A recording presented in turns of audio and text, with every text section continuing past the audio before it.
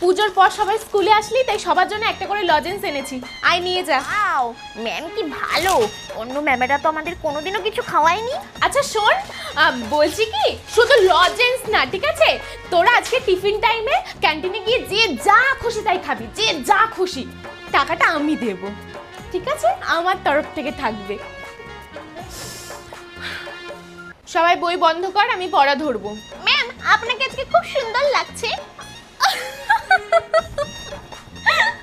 তোরা কি যে বলিস না, আর কি বলবো। আমাকে জানিস তো সবাই এই একই কথা বলে যে তুমি এত সুন্দর কিভাবে।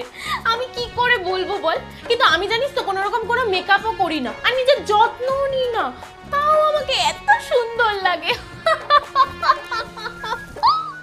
আচ্ছা, রাজা কুমিরের পিঠে চড়ে বনে যাচ্ছে, এখান থেকে রিডিং পড়। ম্যাম, আপনি এত সুন্দর রিডিং কি করে পড়েন বলুন তো।